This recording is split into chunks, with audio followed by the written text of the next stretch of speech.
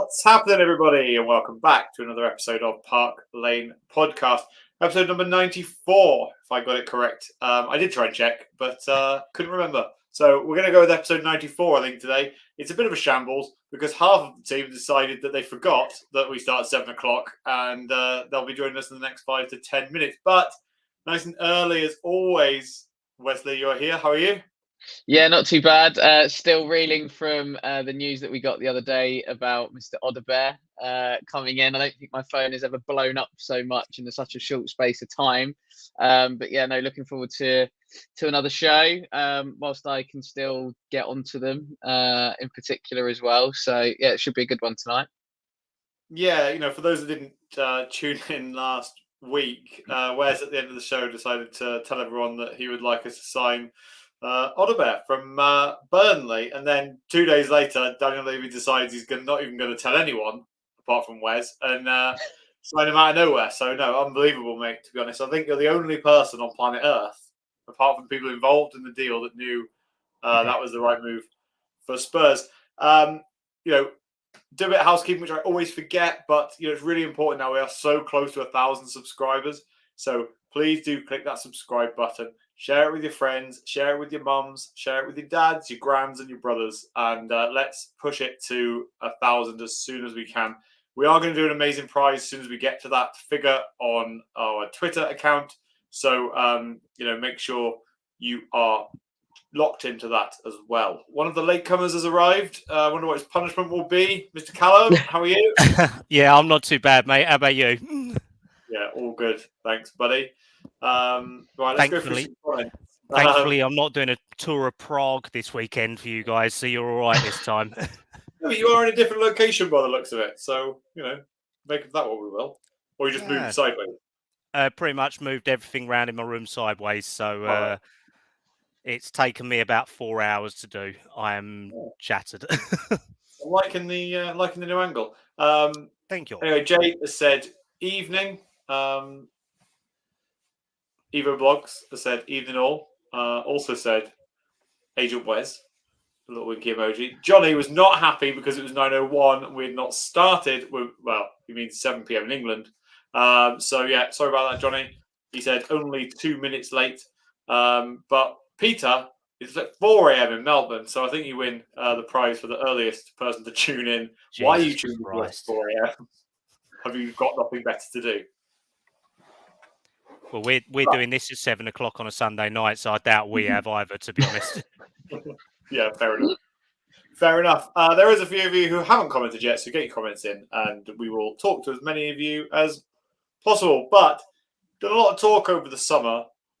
We did have a couple of weeks off, but we are now officially fully back for the start of the new season. And Wes, it all starts tomorrow. Now, I don't want you to talk too much about the games. We'll get to that in a little bit. What are your thoughts now, watching pretty much every other Premier League team play? It's now time for Spurs. Are you concerned or are you happy that we're back? I'm just buzzing to be back, to be honest. I think, even with the Euros that was on, it was kind of like, I just want my Tottenham back. Like, it feels such a long time ago that the season had finished. So yeah, it feels like, it's a good time, obviously, for us to be coming back. I know we've pretty much had to wait for everybody else to play, which has been a bit annoying and a bit frustrating. So I think, but then at the same time, I think that's adding to the excitement of us being back tomorrow night. So yeah, fingers crossed that we can get the job done tomorrow. That's for sure. Yeah, that's the thing, isn't it, Kallum? You all this build up and buzzing about the game, but then there's always that little tiny part of you that's like, don't fuck it up on the first weekend of the season. Do you know what I mean? Like, let's start like we did last season. Let's start with positivity. Let's start and see how we get on. But how are you feeling ahead of the start of the season? Well, I fucking hate Monday night kickoffs. I hate them in mid-season, let alone first game of the season. But I guess someone had to get it. Though, to be honest, we could have had a 2 o'clock kickoff today, but it's obviously Sky having their bit to get the TV broadcasting stuff in. But no, I mean, I kind of feel more confident about it at the moment compared to when you see how crap some of the other teams have played this weekend, to be honest. So I'm feeling positive because realistically we've just got to go again. That's all we can do, mate. Yeah, 100%. We just got to start well. We just got to be there. And Wynnie's here. Wynnie, how are you feeling ahead of the start of the new season? Good, mate. Good. How are you feeling? I don't know. His I'm mic's in feeling his good. I'm arse feeling again. optimistic. There we go. Why is it? There's like a massive wrong with delay, it? is there not? We thought you was talking out your arse like I don't usual, know, you so tell me. no difference. Very funny.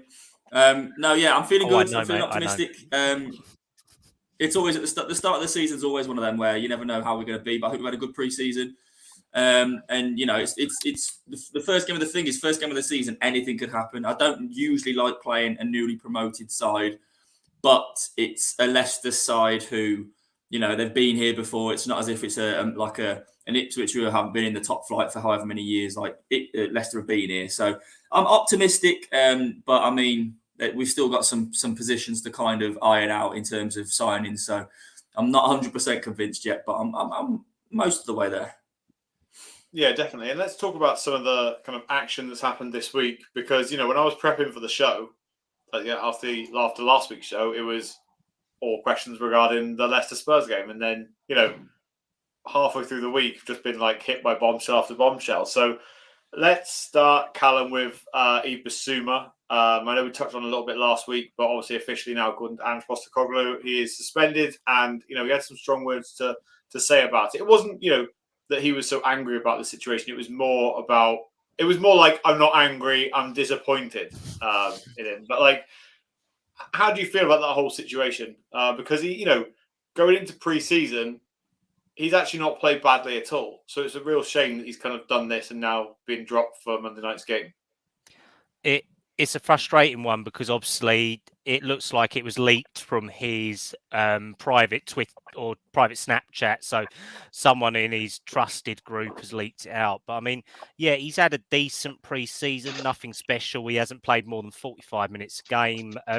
But it's like if your mum says to you, I'm not angry at you, but I'm actually so disappointed in you that it hurts that much more. And when all the grief of last year, when Andrew said you're a team leader, you need to lead from the front, you need to do this, you need to do that, you're an inspiration. Now, he's 28, for Christ's sake. He's not a youngster anymore. And when it comes to just before the season, it doesn't give the best impression out. And to be honest, we was all saying a couple of weeks ago, could there be one of them weird transfers that happen where a big player could leave that we're not expecting? I think he's probably put his name closer to the door than being inside the changing room at the moment, to be honest. And to be suspended for the opener, it's just silly. And he's got a lot of making up to do, to be honest, to be able to do anything. And I don't see him coming into the fold quickly either. I think Ange will make him suffer and say, look, you've acted like an arse, so I'm going to treat you like an arse and make you try and act like an adult instead of a child. Yeah, I completely get you. And, you know, we'll talk kind of who we think will replace him in a second. But the only thing that I keep thinking about anytime you talk about this story is it was probably Rebecca Vardy that leaked it anyway. Fuck's sake. But anyway, Wes, let's move on. Talk about your friend Odobert from Burnley. Signed £25 million plus £5 million in add-ons. Came literally out of nowhere. Nobody said anything. I woke up, whatever it was, Tuesday, Wednesday morning, to the announcement that we'd signed him. I don't think any news outlet knew what was going on, apart from yours truly. Are you happy? You know, this has happened. There was one. There was one. Sasha Tavolori, the Belgian journalist. That was about it. About 10 minutes before it was announced. Fuck off, Kallum. I got in there first. Anyone could say it 10 minutes before, but Wes said it about at least 48 hours before. Yeah, no, I am really, really happy with Odobert. To be fair, I think, as I said last week, both him and Koleosho were sort of the bright sparks for Burnley last year, and in a Burnley side that really, really struggled with life in the Premier League. Listen, he's 19. He's going to be raw. So I think there's going to have to be a lot of patience, I think, from the fan base. But I do think he has the quality, I think, that will really, really suit this Tottenham team in the way that we want to play under Ange. I think he's got a good ability to go both ways. And obviously scored as well for Burnley on Monday night against Luton. And, Burnley looked the part on Monday night, I have to say, against Luton when I watched them. Made a really good run to go beyond the ball and slotted it in. I think, he can play off both sides, can go both ways, can also operate a little bit centrally as well. So it gives us a nice little option attacking wise across those, what you would argue, those three positions off the main striker. So really, really happy that Odobert is in the door. I don't think the fee is massively outlandish either. It's not like you're going, oh, bloody hell, right, okay. So I think that's also a plus in it as well. I think the only downside probably is that, not that I want to look at it from this point of view, but if he does start to really, really take off and perform in one of the real super elites, if you like, of European football come calling, that Burnley have got 10% on it. So I guess it's smart work from them. But listen, let's hope he stays and is at Spurs for a long time. Yeah, I think, as you say, 25 million quid for a player who is probably the best player for that club that that they're getting signed from isn't, the worst deal in the world. You've got to effectively pay to get rid of the best players from these clubs. They're not just going to get rid of them, are they? So I think in this day and age, it's not a bad fee at all. Dave, sorry, I did mute you. I'll unmute you now. So you've muted yourself. But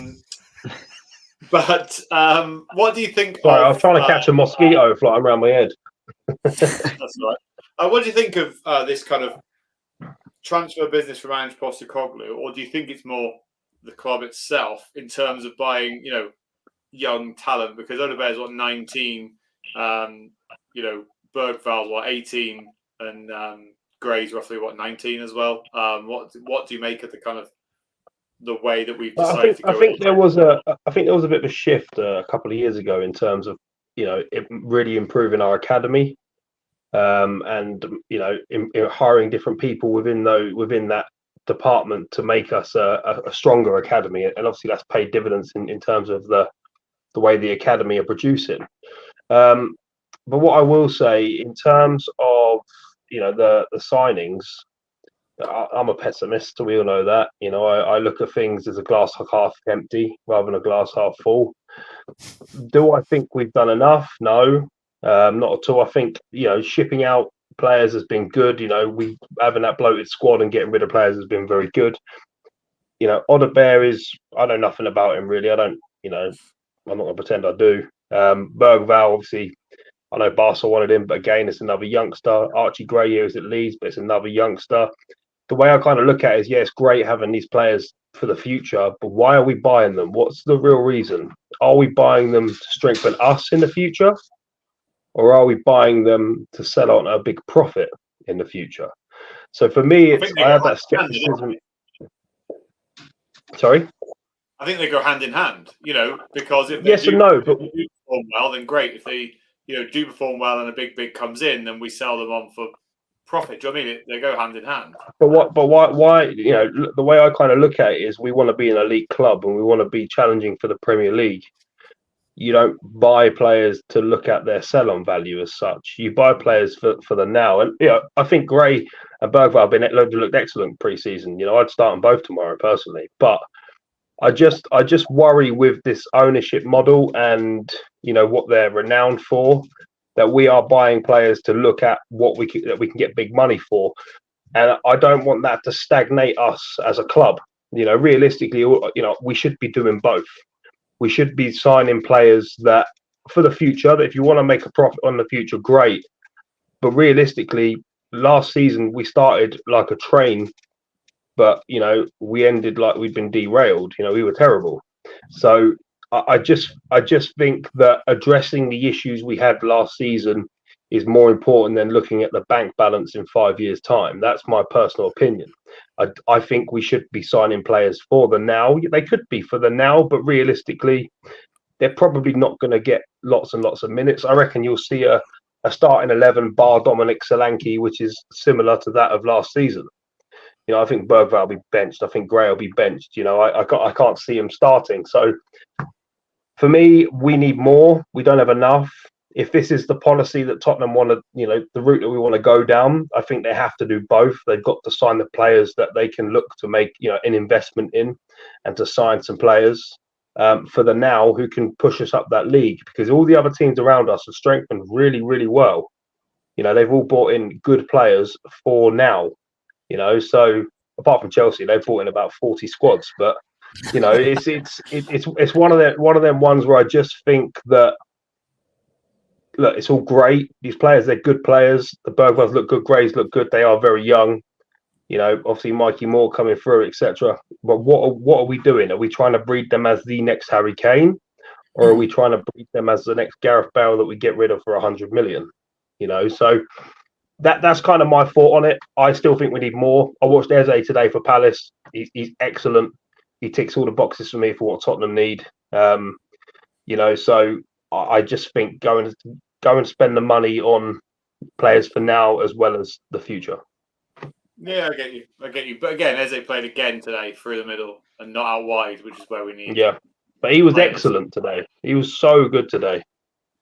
Yeah. My concern is that James Maddison will start 90% of games for Spurs, and you know, Lucas Bergvall will play in that position when he's not playing. But then, you know, we buy Eze, so we have 3 players in that position where we're stifling one of the other ones. Do you know what I mean? It's so difficult. I agree, but it's like I said to you, with the way Ange sets up and the way Ange plays, he likes those 3 to be interchangeable, to be able, you know, one to come in, one to drift out, etc. He likes that, you know, that natural flow of things. And if we get the Maddison that we had towards the back end of last season, he won't be in the team for long. You know, and is Bergvall the man straight away to come into a Premier League team and to try and get us up to top 4? A kid at his age putting that responsibility on his shoulders, I don't know. You know, so I just think, you know, what is the harm in having 2 excellent players in one position and a youngster that can really learn his traits and skills from those 2 excellent players? There's no saying that Bergvall can't play in the FA Cup, the League Cup. We've got millions of Europa League games. It's not like they wouldn't get game time. I just worry. Last season, injuries were a huge problem for us. We get a few injuries again, we're playing kids. It's that simple. Yeah. But Bar City, by the way, who has that? Who has like 2 incredible people in a number 10, say? It's not just a number 10 though. It's positions all throughout the pitch. That's the thing. I mean, Arsenal are doing it now, and you know, on the FPL show, I spoke to Russ, who's an Arsenal fan, and I said I've got to give Arsenal credit. They went out and bought Calafiori. They had the best partnership centre-back pairing with Gabriel Saliba last year, but they strengthened and bought in Calafiori. You know, they got Zinchenko and Timber. They, you know, both competing for that same slot. They got Ben White and Tomiyasu. I'm not bigging up Arsenal, but I'm just saying there is other examples of that. I mean, Chelsea got 10 players for each position, so they don't really count. But you know, when you do look down the league at these elite teams, they do have Liverpool, for example. You know, Jota, Nunes, Diaz, Salah, Gakpo. You know, they do have players multiple players in each position. Where you look at Tottenham, we do have Maddison. Kulusevski can play as a 10. And then, you know, but that's not his natural position. But, you know, he gets injured, you're then bringing in a 17, 18-year-old to play in that position. You know, if we lose, let's say we lose Romero, we got Dragishin to come in, fair enough. But then what happens if we lose Van der Ven again? You're back to having Ben Davis, or we lose Udogie, you know? You got Spence, but then how or do you Ben go Davis. out and buy a first team level centre back that's willing to sit on the bench in case of an injury? It's not about buying a first team centre back that's willing to sit on the bench. It's not. You don't sign a player saying, oh, by the way, you're going to be on the bench. You sign a player to say, I believe you're good enough. We wouldn't have got Dragishin if that was the case. They've got to believe they're good enough to be able to impress, and when they get that chance, take that chance. Whenever you sign a new player, players don't come into a club. It's very rare that a player comes into the club unless they're a world beater and walk straight into the starting 11. You know, a player will come into a team knowing they've got to oust somebody else from that position. Calafiori went to Arsenal. He knows he's not going to be a starting choice centre back because of the pairing they've got. He's got to work to be able to prove himself and to, when he does get in, take his opportunity. You know, at the end of the day, if you want to be a club that competes on all fronts, which is what Tottenham should be doing, we have to rotate. Rotation is key. We have so many games in the Europa League this season. So, you know, they've got this new league format this year, haven't they? You know, it's more games. You know, so Van de Ven, Romero, and they're not going to be able to play, 30 Premier League games, 38 Premier League games, 30 Europa League games, League Cup games, FA Cup games. It's just not going to happen. So that's where you rotate. You have 4 centre backs because then you switch them up and you say, okay, this week you two play, this week you two play, or this week this one and this one plays. And it's the same with the 10 role. You know, I get your point, Wynnie, but obviously you look at the wingers we've got at Tottenham. We've got a lot of wingers. We've got Werner and obviously, you know, a lot of them that play on the wing. It's the same thing. Are you saying to those players as well, oh, you're going to sit on the bench? No, they're all fighting for their place. And that's how it should be. A good squad is exactly what it should be, a good squad. You have a squad of players who all back each other, all know each other's qualities, and they will fight to get into the team. And I get that, but without game time, you're not going to hold on to those players. Like we're not. I guarantee you, we don't hold on to Dragishin if he doesn't get game time because within the next season, why is he not going to get game time this season? The amount of games we've got, we're in Europe this season. The amount of games we've got has just doubled. So he'll get game time. He's not going to get game time. I'm saying if you have 2 players of his ilk in centre back behind the likes of Van de Ven and Romero, the likelihood is those players are going to leave. But this is where you work out, you know, the players that have the minerals to be able to play like that. You know, you go back through the years and you look at all the good big clubs. They've always had 2, 3, 4, or 3 or 4 centre backs, or 2 or 3 decent attacking midfielders who are interchangeable and interlinkable. You know, the famous saying, Pep Guardiola rotates his team more than anybody. I know I'm an FPL player. I hate picking City players because of it, because he switches his players so much. There's nothing wrong with resting certain players and playing other players. It's just about managing that time. We don't have to play. The problem with Tottenham last season was we played the same team whenever we could, which, you know, we rushed Van de Ven back. He got injured again. You know, it's just like we have to be more cautious. And like I said, with the new format of the Europa League, we have so many more games. You know, if we lose Van de Ven and Romero, or we lose Dragishin and Romero, then you've got Van de Ven and you're probably playing Ben Davies there because he doesn't trust Ashley Phillips enough to bring him in, or, you know, so I just think that I'm being a realist here. I'm not saying we have to go and sign the best players in the world, but you have to sign a caliber of player who understands that they're a squad player, but you have to improve on what you currently have. We shipped out Emerson Royale because Spence came back. You know, Emerson Royale was crap, but I guarantee Spence as a younger player is not thinking, oh, I'm going to jump straight into the starting 11. No, he knows he's not. You know, it's all well and good signing these young players, but like I said to you, it's not the sort of thing that is going to take you really, really far. You know, it's very rare that teams with kids win loads. It is very rare. Yeah, and I get that, but the problem is, right, is that 1 minute our fan base want us to play by young players, don't want us to sell our academy products, don't want us to do this, and the next minute it's signing players that can come in and challenge for the first team. Like, you know, we need to move on from this point, but like, you can't win on both fronts. You can't have but you do both. You do both. You do both. You buy the young 4 centre backs, right, and only 2 play every week. How do you introduce a youth player into that?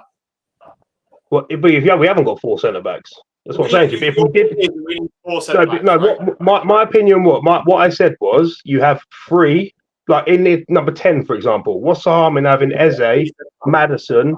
We talked about 10 first. What's the problem in having Eze, Maddison, and Bergvall as an understudy to both of them? What's the problem with having Van de Ven, Romero, Dragishin, and then you signing not a kid, you know, but a player to learn from that and develop from that? We're probably going to play 60 games this season. So then you've got Ashley Phillips or Alfie Dorrington there. So yeah, but if this is the problem, it's whether they're trusted enough, and I don't believe that Ange trusts them enough. But if we did, we'd have seen them a lot more in pre-season. Yeah. To be fair, Phillips was out injured for half of it, and Dorrington's literally only come back from injury last week. So I mean, but there has been opportunities last season to do the same. We tend to do this thing where like we spent a lot of money on Archie Gray. So Archie Gray, for me, it will be a first team player, a squad player, and he's a very good squad player. He's a player. I'm not saying he's a terrible signing. He's a very good signing. I just question what the purpose of the signing is. He signed to improve us as a team and to play the next 5-6 years as a Tottenham player, or have we signed him to say he's going to have 2-3 good seasons and then we ship him off for 3 times the amount? Are we looking at profit or are we looking at progression? Yeah, and as I've said before, I think that you can have the option of doing both if one comes quicker than the other. I think that's allowed to be a thing as well. Like, it's not just about hold on to this. We've always been a profit club. We've always been a profit club. You know, we've always been that way. Compared to where we were 10 years ago. Yeah, 12 years I hate that. I hate that analogy because I haven't seen us win a trophy since I was in my teens or whatever it is. You know what I mean? So it's taking us up the league, great, and we finish top 4 and we get to in the Champions League and we play in that, but we still don't win fuck all. Like, I'm a Tottenham fan. I want to see us lift a trophy. I couldn't care less where we finish in the league. I want to win something. You know, I just think that as isn't a good thing, but I'm suggesting that clearly it has been because of where it's taken us. Yes, of course, we'd all like to see it win a trophy. I'm not denying that. But to say, where's it taken us? Like, really, where's it taken us? If I said to you, like, highlight right now, what are the highlights right now? Where has it taken us? Beyonce concert, Lady Gaga concert, Mario Kart track. You look at stadium. Here's a question for you, Luke. Right? Here's a question for you, Luke. Right, and I'll let you move on. Where do you think Tottenham would have finished in the league last season if we played under Ange and kept Harry Kane? Probably like 3rd, I would imagine. Probably higher than where we did. Probably. Then we'd lose him on a free transfer anyway. Probably to a Premier League side. I don't think it was a Premier side, but personally. But what I'm saying to you is it's the same story. So if you look at the Tottenham team, with Bale, for example, when we sold Bale, we were building something pretty decent. You know, when Poch was here and we sold Walker. You know, it's like it's these sort of sales. They're great, but they always come at a time when we're reaching the pinnacle. You know, we're about to be proposed to. We're not going to be the bridesmaid anymore. You know, we've got a fiance on his knee, and then Pep Guardiola comes and volleys him in the head. You know, and takes one of our best players, and then the ring goes flying, and Daniel Levy takes it and pawns it. That's pretty much what happens. The problem is, Dave, is that whenever that does happen is when we are on a trajectory going high. That's when our player stock is so high. And that's why when the business side of it does kick in, because obviously we've been shit at selling players for so long now, haven't we? We haven't got any resale value on youth. There's nothing there. So you are right. It's the arse way of saying it, where ENIC on, say, Emirates Group, Etihad Group, the PF, whatever, they have the money. We have a chairman who is an arsehole when it comes to wanting money, that he doesn't invest properly on the pitch. And it's just the way that it is, that literally the last trophy we won was when I was 10, something like that. Yeah, and that's my point. That's my point. It is just, I want it to be both, and I want us to sign players for the right reason. I'm all for signing young players and improving our academy and bringing players through and developing them.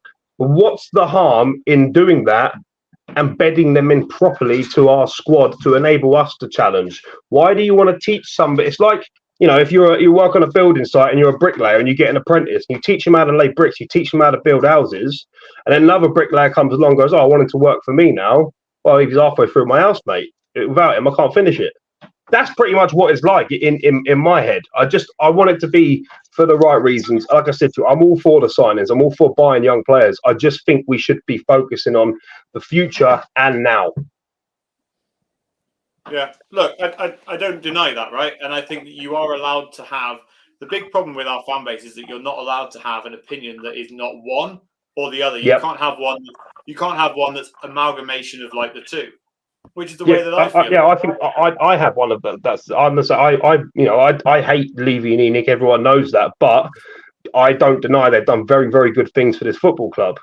You know, but we moved into that stadium, and the message from the board was, this is a game changer for us as a club. The only thing it's been a game changer. No, but the only thing it's been a game changer for is our finances. We're not flexing that financial muscle right now. And I people can say, yeah, we signed Solanke, but we probably just spent the Harry Kane money. Where is the money that we are bringing in? I know we've got to pay off a stadium. I understand that bills to be paid. But if we are now, it is now a game changer for us to kick on and win something. That's all I want to see. I want to see Tottenham come out tomorrow. I want to see us play attractive football. I want to see the best players want to come to our club because it's a great club with a great fan base. I want to see us compete with Man City, compete with Arsenal, compete with Liverpool, be challenging for trophies. There's no better feeling than that. I remember the League Cup when we won the League Cup. The feeling I got, it was great. But I've not had that for a really, really long time, and that's something that needs to come quick. I don't want to die before I see us win another trophy, and that's how I feel at the moment. The thing is, we have invested money under Ange, though. That's the thing. I think I saw a stat where it was like we've invested nearly 200 million since the start of last season. But it's just that difference where Arsenal have gone out and paid 150 million for Havertz and Rice, and they've revolutionised the Arsenal team. Whereas you look at us, we've spent that across 20 players. Yeah, exactly, and that's my point. It's never just sorry, Luke, I'm taking up all the show talking about this now, but it's never just a point of where we're going to go and sign one top player for big money. We have to sign. Well, I'll tell you what we'll do. We'll sign 7 young players for a combined 120 million pounds. If 1 or 2 of them pay off, great, and then we can make our money back on one of them. That's kind of the way I view it. But there we go. I've got to shut my door because my kid's screaming, so I'll let you move on. No, fair enough. What was we talking about?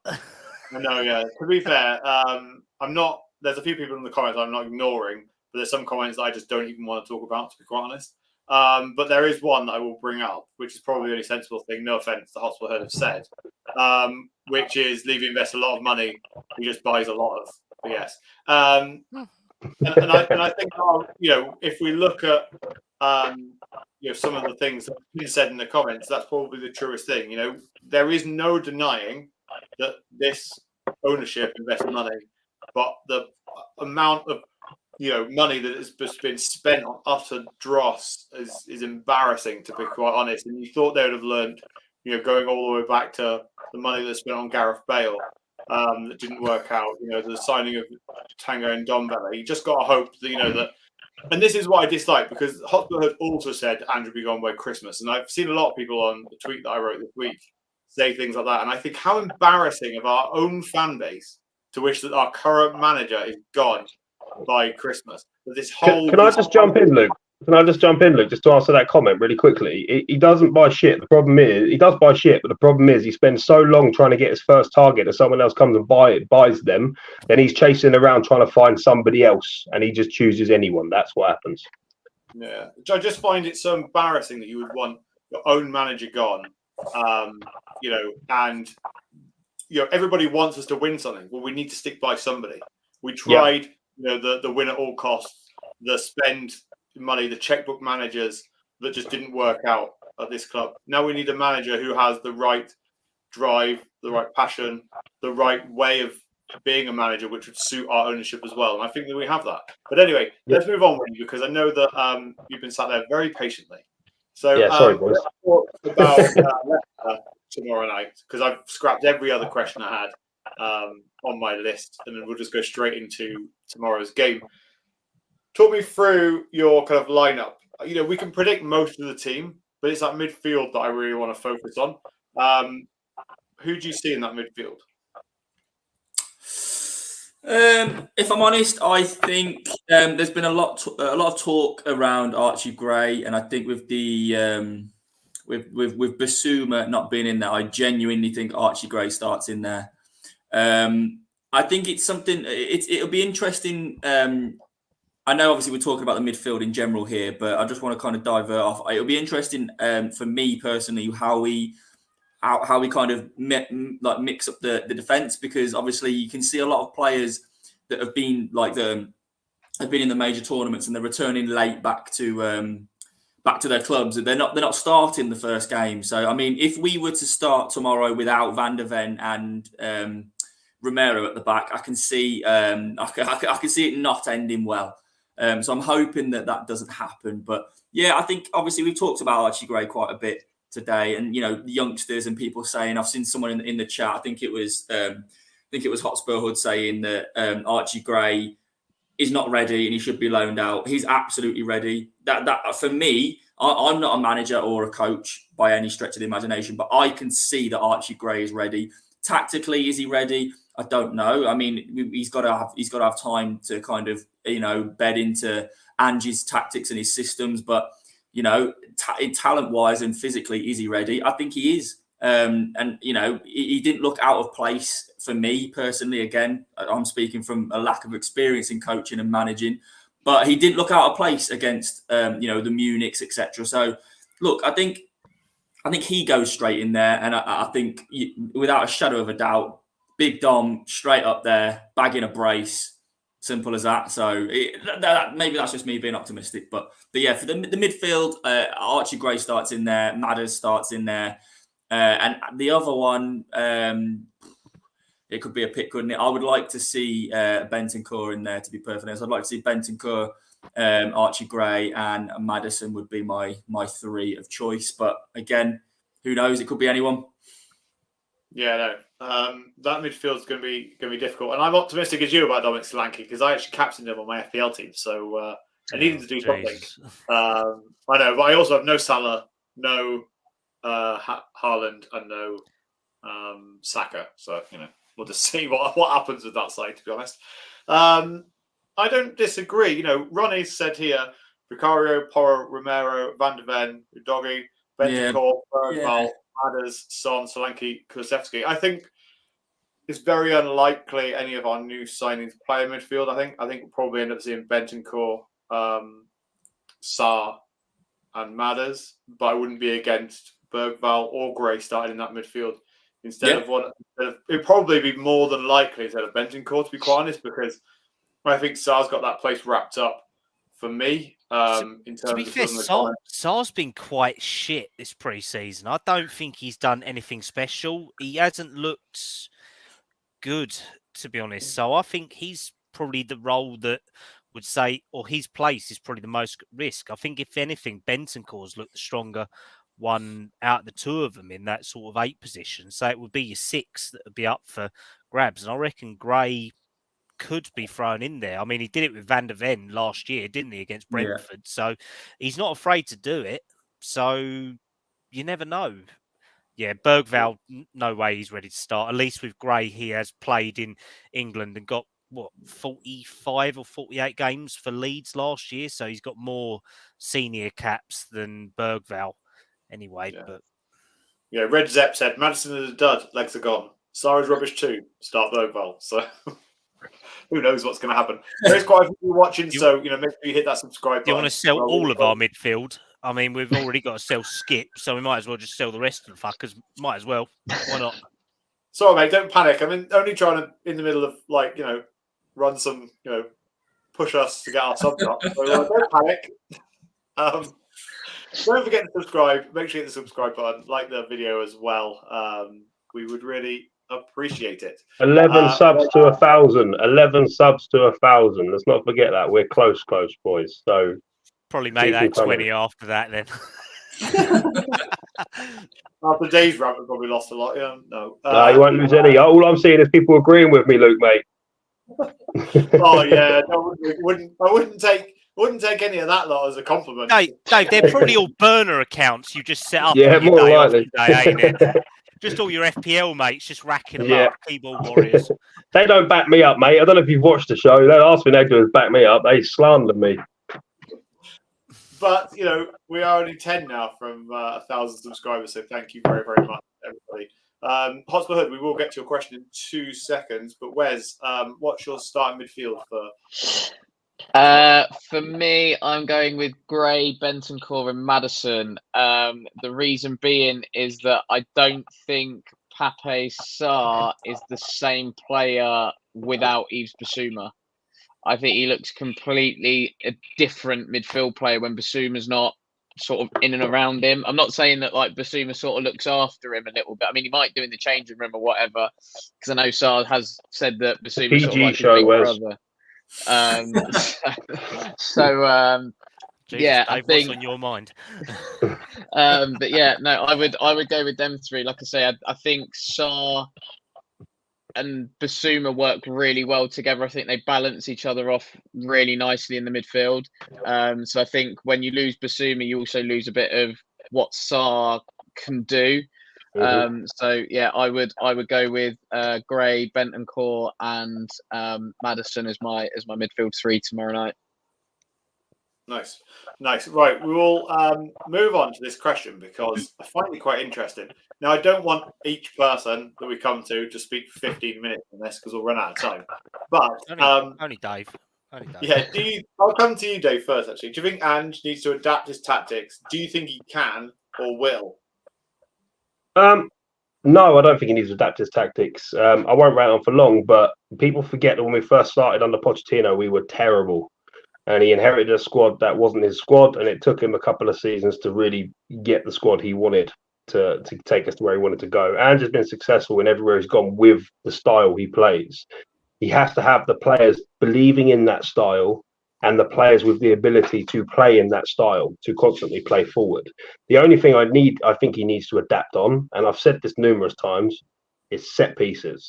You need to hire somebody who can teach other players to defend set pieces because, we are awful at that. So for me, no, he doesn't need to adapt his tactics. I just think you need a squad who can play the way he plays. I do think that when we are 1-0 up in the game and there's 5 minutes left, we shouldn't be going gung-ho. We should sit a little bit deeper and, and try and kill the game a little bit. But that's just not the way he plays. We're in for a ride. Just enjoy the ride. That's all I'll say. Me and you banged his drum, Luke, didn't we? We banged that Ange drum. I'm sticking by it as well. You think he can be successful? Just a yes or no answer. That's Spurs. Yes. Nice. With the right backing. Oh, here we go. That's all I'm going to say on it. Word, can it? Can't with the right backing. Kallum, just a quick one. Do you think Ange needs to adapt his tactics? Do you think he can or will? Yeah, I reckon there's some movement that he needs to do, some different focuses on zonal marking, different bits like that. But every set piece coach in the Premier League is hired for attacking set pieces like Giovanni Vio was under Conte. So I think it's just about having your defensive coaches just teaching your defenders how to defend against the man, not how to defend an area. As we saw in pre-season, it has still not been done. Stop Ryan Mason being our defensive set piece coach and we'll be all right. I don't think we've got anyone else, to be honest. Who we got? Matt Wells, Rob Birch is a goalkeeping coach, Sergio Ramondo's mental coach, and Nick Montgomery is a failed manager from Hibernian. So this is what I'm saying. Just go and hire somebody who is, quite clearly there's clubs out there that are good at defending set pieces that are not as big as Tottenham. Go and hire somebody. We had Jedinak for a while, didn't we? Is Jedinak still with us? Yep, that fucker's still there as well. Don't worry. Stephen Liberty is.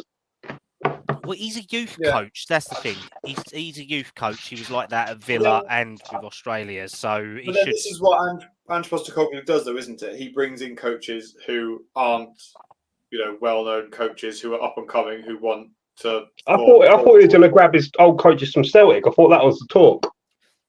What happened there, Kallum? That's your department. What happened there, Cal? There's an agreement in the contract where he can't touch anyone from Celtic. That was part of the deal to go to Spurs. That he's not allowed to do that. But in his career, he never really takes ex-coaches with him anywhere, to be honest. It's like Luke said, he takes up-and-coming coaches, develops them, and he's actually happy for them to move on. Like, was it Chris Davis this year going to Birmingham? So, yeah. I mean, yeah, it's sort of his principle and the way that he lives by, and it's why he brought in Montgomery and Raimondo. And I mean, Raimondo, you wouldn't want to fuck with him. He's ex-special forces, to be fair, anyway. Maybe put him on set pieces then. Yeah, my take on that really quickly is that the only thing I would like to see is I do think that this tactic of his would work really well with 3 centre-backs. I think that it would, you would just lose as player in the middle. and even the thing is, it's interchangeable, right? So Kulusevski, if he's playing on the right, play with 5 at the back. At times, he could come in and join in the middle, and then Son could move across, and you could play with 2 up. There's loads of variations to it, but I don't think that he's against it. I just think that this guy's won with this tactic and playing this way in all the countries that he's worked in all the leagues that he's been in. And as you say, you just need to give it time. To One be fair, season. That's kind of the purpose of his 6, though, to go into that back 3 as such, and then the wing backs invert, isn't it? That they overload midfield for it. When have you ever seen Bissouma track back? There's times I remember thinking because Bissouma's dog shit at tracking back. That's the problem. Whereas with Gray, I think you would probably see something different within reason. Yeah. Maybe that's why he's been playing him at centre back pre-season as well. Yeah, to be able to go between the motions in the middle, stepping up and then stepping back. Gray's a really good shout for midfield. Anyway, sorry, I'll move on in a second because of the fact that last season he played a lot of games at right back as well. So if Pedro Porro gets lost in the middle and we need a player to cover, there is the ability then that he could slot in on that right side to be able to cover that. He's a really, really good interchangeable player. So I can see him being used, but I don't want him to be used too much too soon. Same with Bergvall and Odobert, to be honest. Right, let's. We haven't really talked too much about the game, but good news. Our score predictor table is back. We've got Wes, who's a new entrant. Exactly. So I made a new graphic, even though there's no scores, just to keep it interesting. So here's the score predictor table. Why the fuck am I last again? Because that's where you'll stay, mate. Might as well put you there now, Kallum. Yeah, why has Luke got the crown next to him? That should be Wynnie. Well,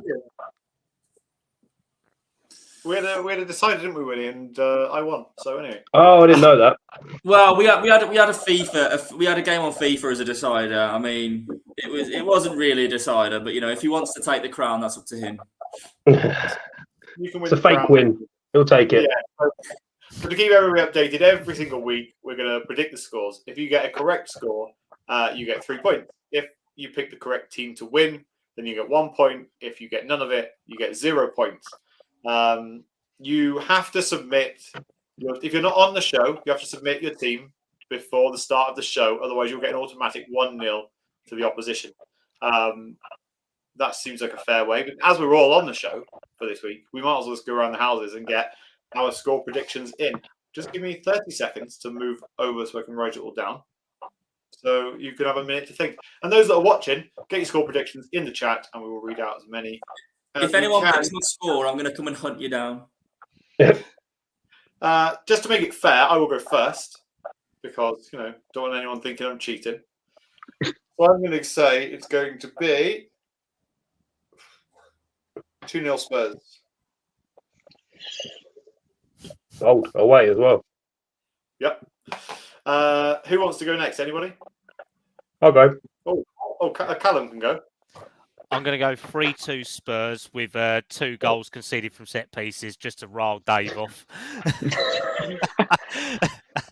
Absolute 5-goal thriller. That'll send Hotspur Hood to absolute fucking meltdown, I think. Jesus, Ronnie's gone 5-1 Spurs. Jesus Christ, you really think we got that many goals in us? Yeah, Wes's mum has gone 3-1 Spurs. Ronnie has gone 5-1 Spurs. He's not seen Timo Werner play, has he? That's what it is. Yeah, I said 2-1 Spurs, as we always concede. Dave, I'll let you go next. What are you going for? I'm going 3-1 Spurs. We'll concede first, and we'll come back and win. More than likely from a set piece. Wout Fass will score for Mosaic. He's absolutely terrible as well. He is terrible. So bad. Literally, I think one of their best players last year was Harry Winks, and that is saying something. Ronnie, I think, is just saying all the scores. So now he's gone for Solanke 3. Oh no! Oh no, these are the scorers. So Solanke's going to score a hat trick on his debut. Shit. Yeah, Solanke and Son are not having a FIFA off here, Luke. I didn't know he was going by Football Manager scores. To be fair, Oh, just to is jump it? in, Wynnie should have won that just for the comeback. Luke bottled it like Arsenal towards the end. Well, do you know what I did suggest? Let's go through and look at who got the most correct scores, not just correct results. But Luke didn't want to do that, so I reckon he's already done that. He's already done that maths. And Did Luke knew that he was going to lose. Did Luke just flip a coin in the end and you just picked heads or tails? No, it was suggested we played FIFA, so that was. So how did you lose? Luke's dog shit. Apparently not. Or maybe I'm just even worse. I like how you decided that we would go through all the scores, and then because I didn't want to do it, that was it. We weren't going to do that. Anyway, Wynnie, you can go next with your score now. 2-1 Spurs. 2-1 Spurs. Yeah. Who's conceding Where's- first, Wynnie? 3-1 Spurs. Again, we're going to concede from a set piece. Yes, Wes, matching me up there. I like it. See, brains. Nice. So, just so we can all clarify, we've got 2-0 Spurs from me, 3-2 Spurs from Kallum, 3-1 Spurs from Dave and Wes, and 2-1 Spurs from Wynnie. It's good to see that we've all gone for a Spurs win. Seem to have a bit more optimism, I think, on this channel this season. So let's see if we can. Let's see if we can keep it going. It's probably because Leicester haven't got a half-decent recognised centre forward that they're going to play. Because we're fucking injured. That's why they're playing Tom Cannon, who barely got a minute in the Championship last season, and we'll still concede.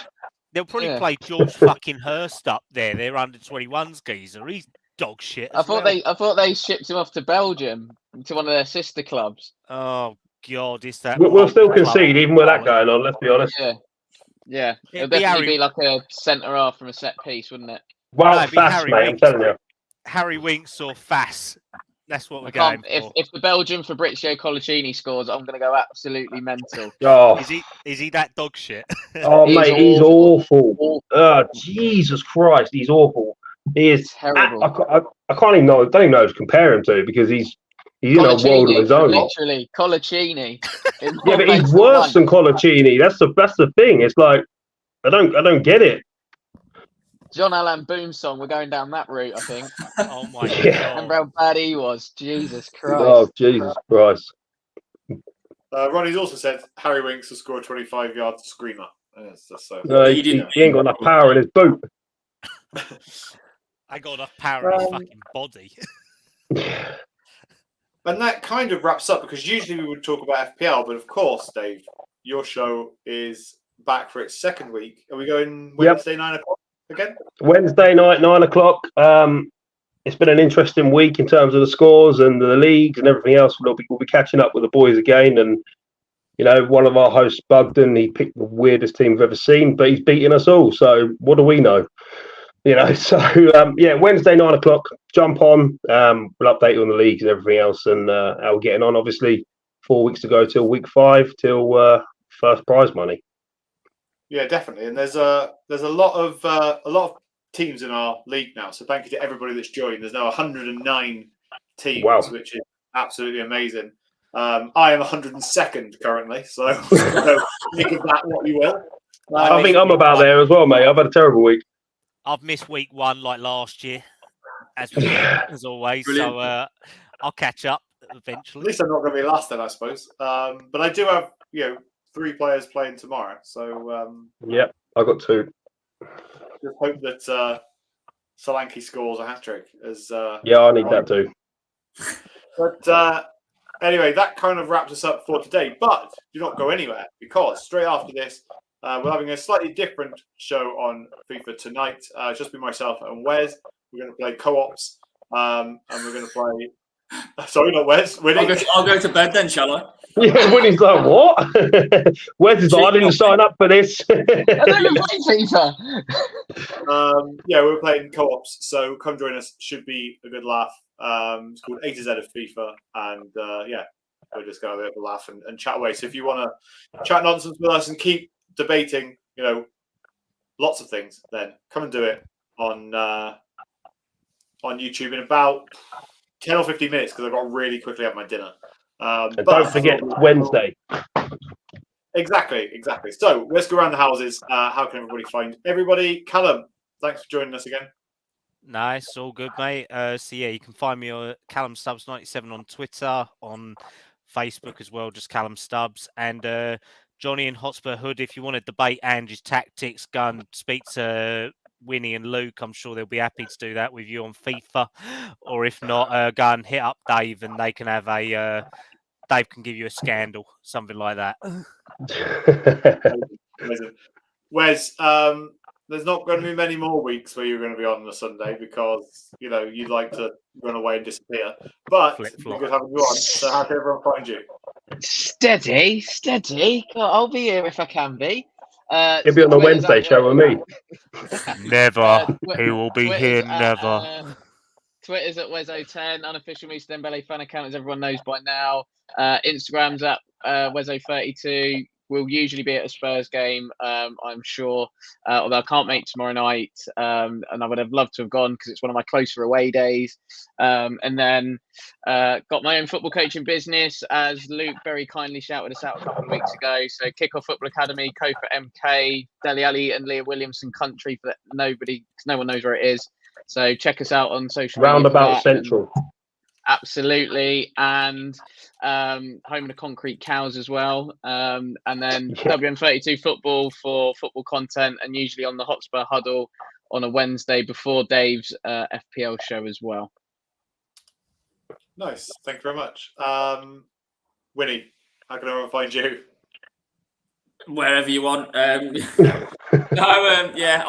Wynnie 1991 on Twitter. Here every Sunday, hopefully, at 7 p.m. and then the FIFA straight after that. But I just want to say, Hotspur Hood, like any of us will happily come on and settle this Ange debate, because I mean, I'm not going to sit here and say that he's the best coach ever, but he's markedly better as a coach than we've had in a very long time. But either one of us, I'm sure, can come on and represent Park Lane Podcast. But most importantly, we are agonisingly close to 1,000 subscribers now. So please just spread the word. Even if you don't like us or don't agree with us, just spread the word, because someone else might agree and might like what we have to say. So just push and get us to that 1K as soon as possible, please. Perfect. Just a quick one. Johnny's right as well. We've got football next Saturday as well against Everton. Do we want to do match predictions just for that as well? I mean, we can do, yeah. Yeah, let's go for that. Give me 1 sec.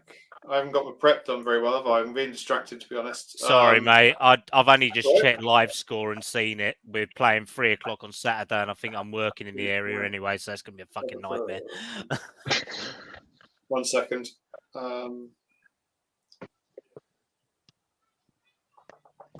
Right. Okay. Who wants to go first? Let's go in reverse order. Kallum. I'll do 3-1 Spurs. 3-1 Spurs. Okay. Wes. 4-0 Spurs. Woo! 4-0 Mate, if you've watched Everton recently, they are absolutely terrible. So, and yet we can't fucking defend. You know how it'll go. It'll be Michael Keane header, won't it? He's not even in their squad, and yet he'll still score. What a boy. Dave, what are you going for? 4-1 Spurs. Set piece we can see by, I suppose? Of course. Yeah, of course. Probably Jordan Pickford. Oh, last kick of the game. 2-1 Tottenham. 2-1. And I'm going to go 3-0 Spurs. So that kind of wraps us up for the whole show. Oh, Dave, how can everyone find you? Oh, yeah, don't forget about me, mate. Park Lane Pod Dave on Twitter, Park Lane Pod on Facebook, Park Lane Pod on Twitter. More importantly, every Sunday here, 7 p.m. Also, FPL show every Wednesday, 9 p.m, same place. It's a good crack. Come and join us. And also, we're looking at inviting on people who want to just jump on and chat FPL, or have something to say that they in the YouTube comments to one of our hosts. If they want to come in and say that to them face to face, I'm sure they'd love that. Perfect. So yeah, feel free to get in touch with Dave regarding any of that. And honestly, shout out to you, Dave, because you brought this to us last season, and I was tuning into your first show last Wednesday, and it was really, really good, and I enjoyed every second of it. So I will tune in again on Wednesday. So we've now got 3 shows this week, 2 on a Sunday, 1 on a Wednesday. So make sure you tune in, and again, make sure you subscribe, follow us on Twitter, because there will be competition to win a nice prize as soon as we hit 1,000 subscribers. So let's keep pushing, and we will get there. Thank you all so much for your support recently. It's been absolutely amazing. We will see you next week, Sunday, 7 o'clock for more Part Lane Podcast. But until then, a massive come on, you Spurs.